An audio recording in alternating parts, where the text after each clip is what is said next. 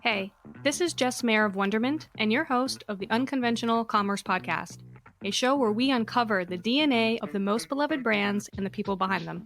This podcast is brought to you by Wonderment, a platform that helps e-commerce merchants provide better, proactive communication around order tracking and stalled shipments. If you're looking to prevent those dreaded "where's my order" calls, or looking to get a better pulse on lost or delayed orders, this is the app for you. Go to wonderment.cc, that's Wonderment, MENT.cc to learn more. On today's podcast, I'm talking to Chris Tolles, former CEO of SunDaily, a skincare supplement brand which was recently acquired by Grove Collaborative. Now, when you think of the dietary supplement market, it's hard to have a positive reaction. It's an industry rife with gross marketing tactics, such as spammy content and false claims of products that promise results yet leave consumers feeling duped. But SunDaily is a different kind of brand. Their marketing is lovable, and their product actually works. But marketing their products in a highly regulated industry and in a category known for deceptive marketing provided several challenges and failures for Chris and his team, which we'll explore. Yet, despite all that, Chris went against the grain to build a remarkable brand, which resulted in an astonishing 70 to 80% repeat purchase rate and a successful exit earlier this year, all during the coronavirus crisis, no less. So, how did Chris pull it off? This is his story. So we actually started as SunDots, and ultimately the initial premise of what SunDots was going to be and the eventual premise of what SunDaily became, as happens in early stage companies, changed moderately. Number one, the name changed. We had a potential trademark dispute with Tootsie Roll Industries, which owns the trademark to Dots. They sent us a polite but very directly worded letter about blocking our trademark application. Yeah, at least they were direct about it. Yes, so they were very direct about it. And by they, I mean their counsel. Yeah. It's also funny in retrospect, like at the time, that was like, oh my gosh, we're screwed. This is such a big deal. And we were so not screwed. It did not matter at all. And so change the name. And then more importantly, in spring 2019, pivoted the whole business from being a sun protection brand to being a skincare brand. And that's for a few reasons. Number one, that first product we shipped, the sun protection gummy, was super novel. But if you held a gun to my head and said, ship 3 more sun protection products that are legitimately differentiated, I would have really struggled. There is not a lot of other opportunity there. Number two, we understood that much of our early customer base was primarily excited about sun protection insofar as it's a part of a broader skincare goal. Sun protection is the only thing that matters for beauty goals long term. Even if you don't care about the health angle, if all you care about is what you look like, sun is responsible for 90% of avoidable skin aging. And what that means is that every other product on the shelf in a Sephora is ultimately treating symptoms rather than the underlying problem.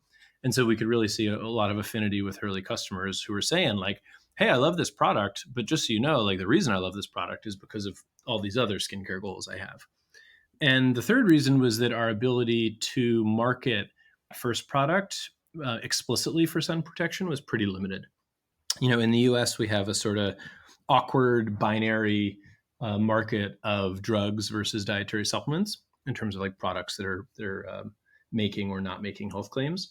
And because our active ingredient was naturally occurring, we were unable to patent it. And if you're not able to patent it, then the business model of getting approved as a drug to be able to make drug claims like sunscreen is not viable. But as a dietary supplement, you technically can't make any health claims.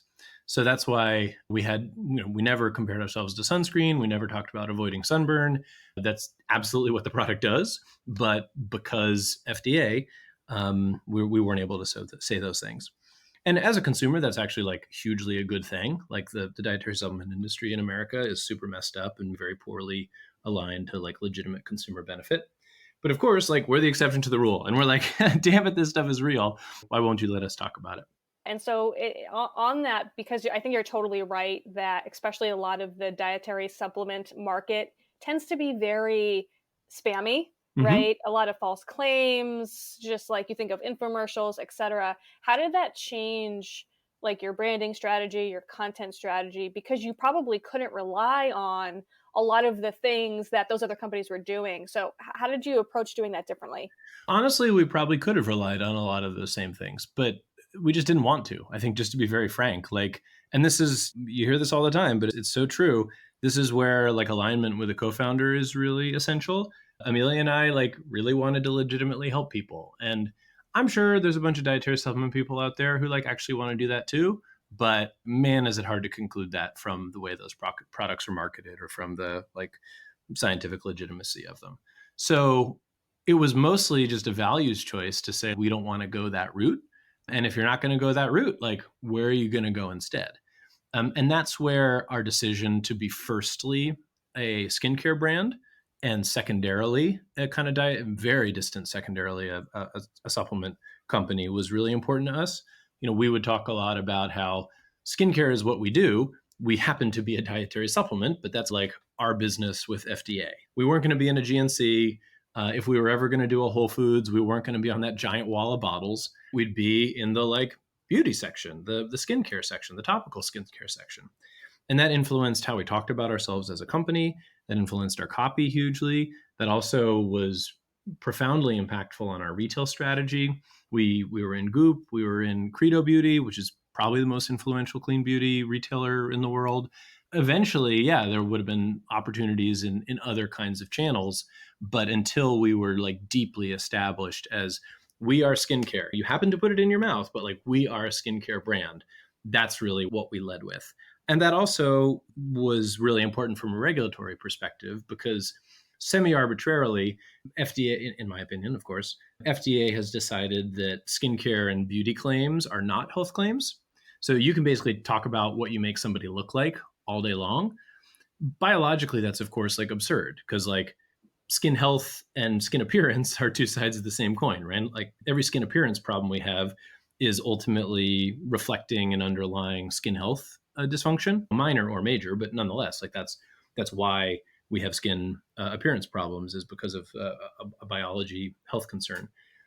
So Amelia and I were both like, this is silly, but thankfully it's exactly the kind of space we needed to be able to talk about what the product did, even given the constraints of what we couldn't talk about, namely being very direct about the sun protection angle.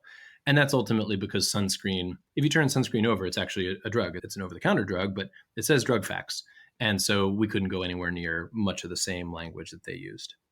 Is there anything that surprised you over the last few years that maybe you weren't expecting starting this type of company? It feels a little silly to say in retrospect, but one is that basically whatever you read about in the news as being effective, by the time you get around to it, is not very likely to be effective anymore. Like the cycle time, especially in direct e-commerce, is so unbelievable that the window of arbitrage for a given, especially quote unquote growth hack is small to begin with and also like shrinking over time. So much of the hype, like Hubble Contacts was like 5 years ago. Like it's by now. And I'm sure they still run Facebook ads, but many of the strategies that were kind of broadly visible as a young and growing e-commerce brand, because everybody else, just like me, was jumping on board, were way less effective than we had hoped. Do you have some specific examples? Yeah, I mean it's pretty like basic, but just like the cost of paid social is high and higher. And it would always annoy me, and it still does annoy me when people point that out, because what matters is not the absolute cost. It matters what are the underlying, customer unit economics of your business. So it's fine if my, customer acquisition cost, my CAC is higher, so long as it's still okay relative to what my LTV is.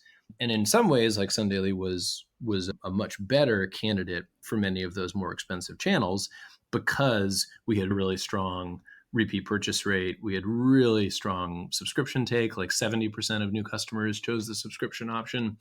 But nonetheless, like all things equal, which they never are, the cost of those ads and therefore the cost of those customers is in some cases multiple times what it was a few years ago. And when your customer acquisition cost triples, like the business is totally changed, not for the better.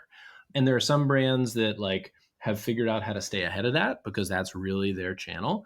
For better or worse, like we didn't raise a ton of money. So we weren't going to go dump 50K a month onto Facebook and hire big fancy agencies. Was that a good idea? Because like it avoided us wasting more money there. Was it a bad idea because we missed out on that opportunity?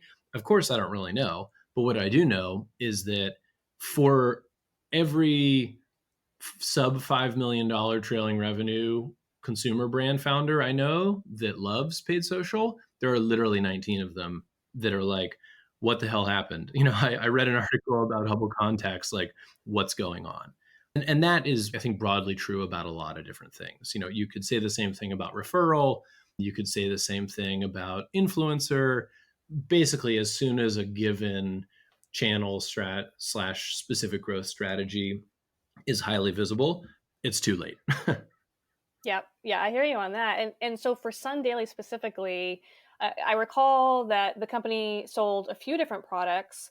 And so if you think about CAC increasing, paid increasing, there's not a whole lot of probably flexibility in increasing the price of your product. Not a lot of cross-selling possible with 2 SKUs. So how do you adjust for that? Like how did Yeah. your strategy change to say, hey, we need to be a more effective business in terms of unit economics, but the CAC is increasing. So how did you balance that? A few different things. So number one, have a great product in the first place. And it sounds dumb, but it's amazing how many products just like really aren't that high quality or differentiated. So we had like 80% month over month repeat purchase rate. And that's ultimately for a few things. Like number one, the product worked. Often you couldn't tell for a month or two. That's kind of part of the challenge, especially of our sun protection product, was it's a negative proof, right? Like when it works, something doesn't happen. And that's a challenging marketing scenario. But number one, the products worked. Number two, like they were delicious. And there's tens of billions of dollars of dietary supplement spend in America every year, the overwhelming majority of which like don't literally do anything. So the fact that like our product was delicious itself was hugely part of our stickiness, and ultimately what drove the first point, which is efficacy. So we would often talk about how the actual just inherent pleasure of taking the product is what kept you loyal through month one. And then it's the efficacy of the product that kept you loyal through future months. So yeah, number one, effective product. Number two, like the actual behavior of it and enjoyment of it was substantial. Number three, we had a very channel diverse approach. And that was by necessity. And you could look at that either way. Like that's either a good thing because it means we're substantially de-risked from a channel perspective. I know people where Google decides they're going to stop selling surveillance products. And so like 80% of their business evaporates like overnight. We were not exposed to that kind of risk as much. But it also meant, if you handed me $100,000, I couldn't like 2x a specific channel and like have results on the other end of it.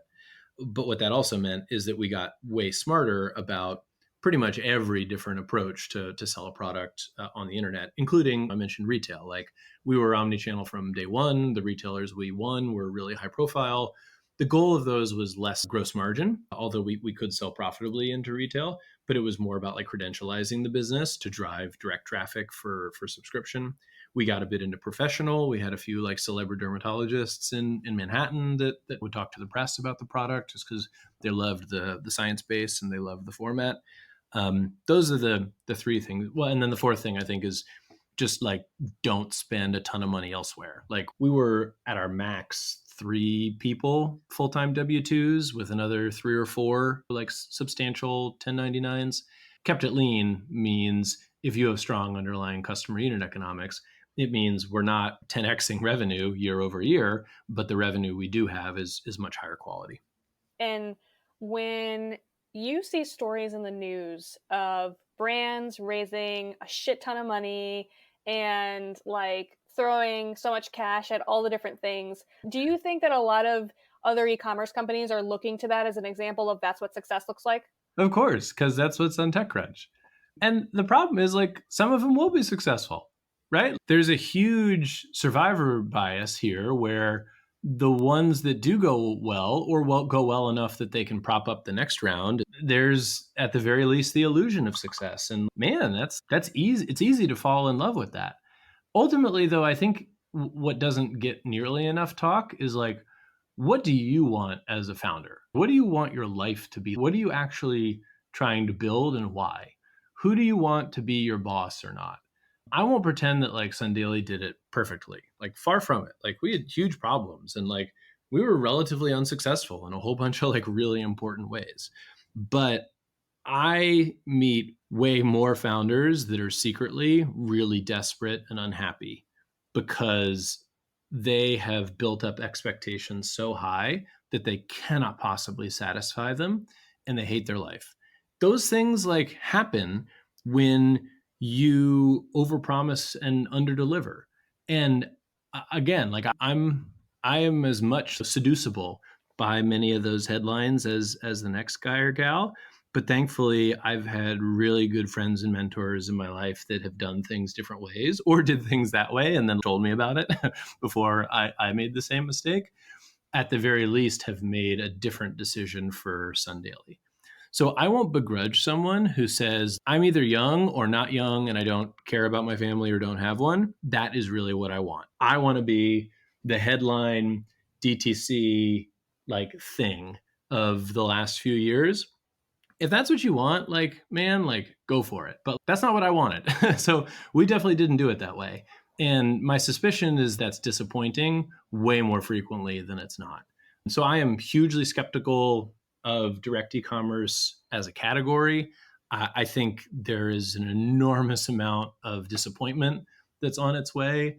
I personally know a lot of really desperate founders that took the money because it was available, which again I get. Like I've been in their shoes. Like it's scary to like feel like you might not have the right resources, and it's hard to believe that doing something counter market is going to like turn out well for you. But I have been blessed to have really smart people smack me around before I made that decision, such that for all the problems SunDaily had and for all the mistakes we made, um, taking money we didn't need, and therefore getting on a flywheel that ends poorly was not one of them. And I am enormously thankful for that. One thing that you said earlier, you said that you're skeptical at D2C as a category. What do you mean by that? Barriers to entry are just zero, which is a wonderful thing if you're trying to get into it. But man, is that hard to square with any kind of defensible market position? So the reason why I'm suspicious of DTC as a category is like very well aligns to this article called Shopify and the Hard Things About Easy Things, which is the not boring is the newsletter. Great blog, great newsletter. Amazing. And it's basically like if literally everyone has access to the same stuff and barriers to entry are zero, all the value accrues to the service providers, like not the actual brands, or especially consumer e-commerce brands is the specific context of this. And when I read it, I was also encouraged to see glimpses of what SunDaily did differently that I think contributed to the success that we did have, which is like our product is hella differentiated. That is also a marketing challenge, right? Like you can have a totally bizarre different product, which is quote unquote highly differentiated, but like nobody wants and you don't know how to sell. So I'll be the first to acknowledge that all that differentiation came at a profound cost when we had to explain to people what the hell this thing does without using the phrase sun protection. Like we really tried to strike out in a different piece of the market. And all of the things this article describes around like, it's so easy to spin up XYZ is exactly why it was even feasible for us to start this business in 3 or 4 months, which is with $16,000 I think we spent before actually launching the crowdfunding campaign. That makes it really, really hard to see a world in which this is as transformational of a thing as many people believe it to be. His conclusions, or her conclusions, I don't remember the author, are very wise in terms of the way one can stand out. Community is another big piece of it. SunDaily never really had meaningful community. We had, of course, like early adopters who were passionate and we had a relationship with them, but we never really built anything that I could fairly describe as community. Brand, we're a skincare product. Like a quote unquote great brand is like table stakes. So I'm proud of what we had, but I don't think it's nearly as powerful, especially in the e-commerce skincare world as one might think. And again, I really just come back to like how many other brands I know. There are a lot more that are struggling than are just like going gangbusters. And that's the name of the game, right? When you're a founder, with exceptions whom I have never really met, it's always struggle, even when things are going well, right? Like that in some dimension that creates big problems in other dimensions. But I think this has been a textbook kind of tulip market scenario of people largely seeing this as a super accessible way to do something that other people have done and become famous and wealthy for. And the ship has largely sailed. And because of that, where do you see the future for this industry? What do you think has to change in order for DTC brands to break out from, I guess there's this viral loop happening right now in terms of like acquire a customer, spend a lot of money, back to square one again. What do you think has to be different for the future? Yeah. So I think there are a few options, and some of which are articulated well in that article. One is like legitimate technology. If your product is just like actually way better, it's silly when you say it out loud, but like that actually is really valuable. And so, in contrast to like the Judies of the world, like, you know, the like emergency preparedness bag, and I'm not dragging on them. Like, I think they'd acknowledge it themselves. Like, the whole point is like they just pulled together a few products and put it in a bag. There's nothing in the actual technical performance dimension of the product that is novel in any way. You could go into a survivalist store and buy literally every single individual component. That's probably who they buy those things from anyway. But if your product is legitimately different, and I think I'd put SunDaily in that category, like we often had to work hard to explain to people why the product was valuable, but we rarely had to like explain why you should buy our version of X instead of like competitors' version of X. So that's one thing. The second is definitely community. And by that, I'd say like legitimate community. The internet makes it really easy to have the illusion of community, but people who are actually sold out to belonging as part of a brand interaction that's deeper than just like really loving the product, I think is profound. Jason Jacobs and like My Climate Journey, I think is a remarkable example of that. Of course, everyone's tired of like Glossier as an example of that, but it like those things really they work, right? If you can get people to show up for the story and the meaning and the purpose, I think, just to put it very frankly, like is a heck of a lot easier to sell product to them because they're already bought into that other stuff. And then the last is not a controversial idea, but actually a very difficult strategy to deploy, which is a multi-channel or omni-channel done well.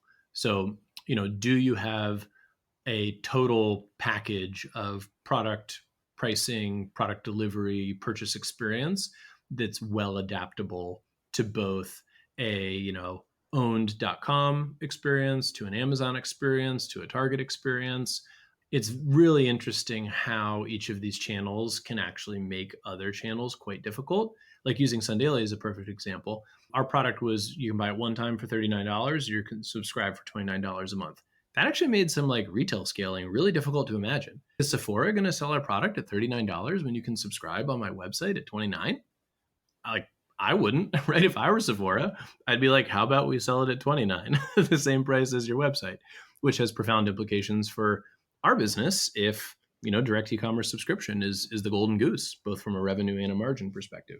But I do see some examples of businesses who have really designed that well ahead of time so that retail is not a concession to being tapped out of direct e-commerce, to be, you know, tapped out of good Facebook LTV to CAC, but is actually unified.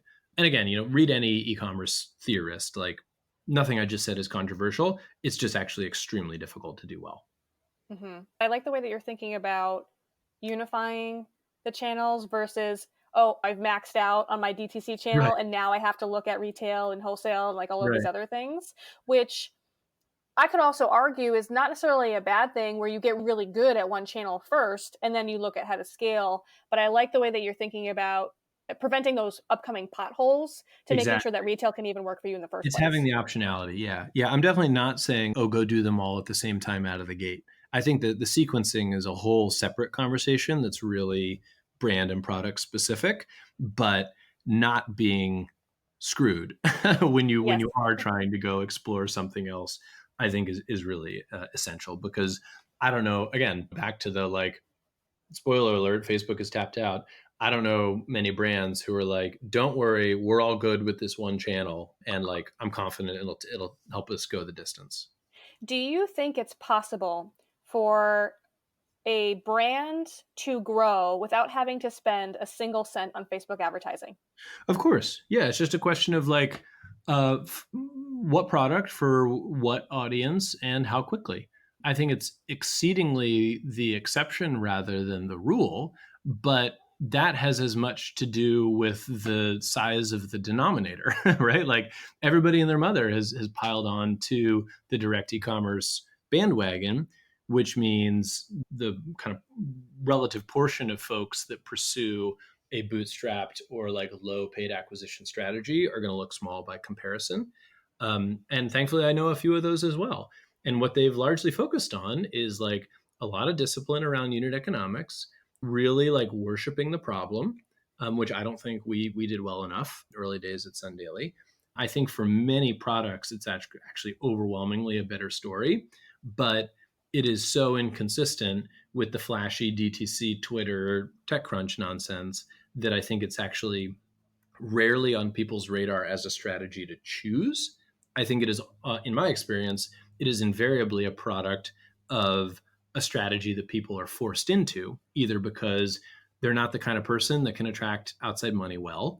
They don't have relationships, they don't have privilege, like they don't roll in that world.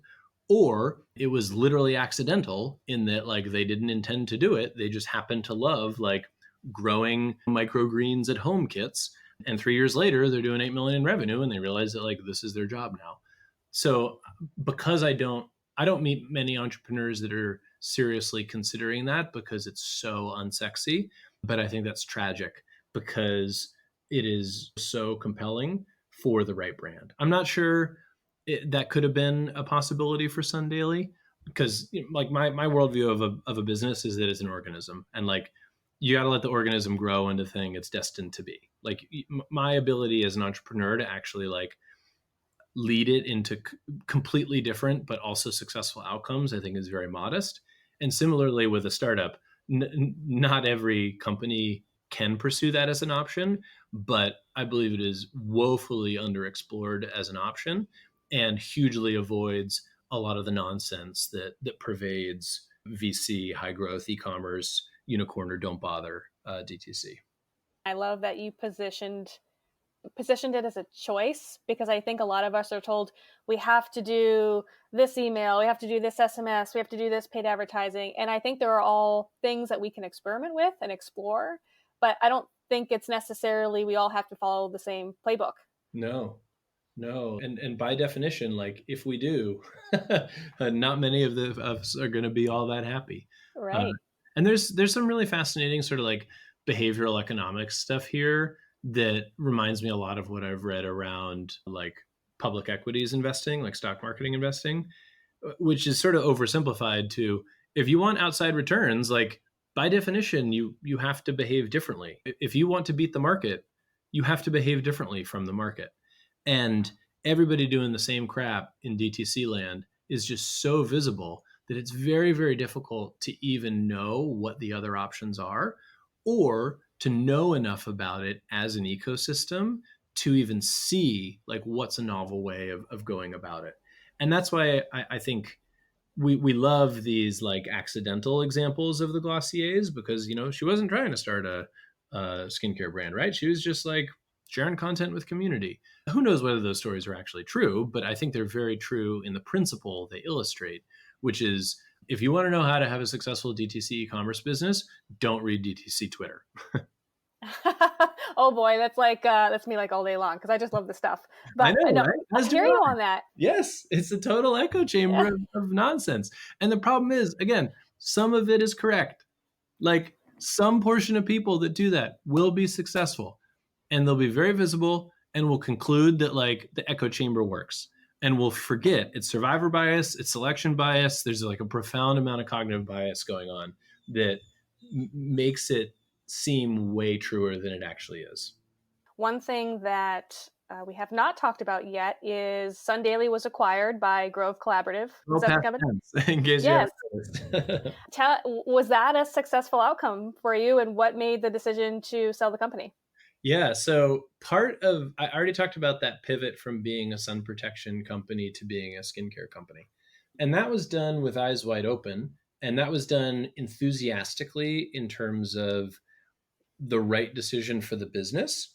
But that decision actually pivoted the business out of a lot of my passion and my co founder, Amelia's passion. I think in this example, I can speak for her.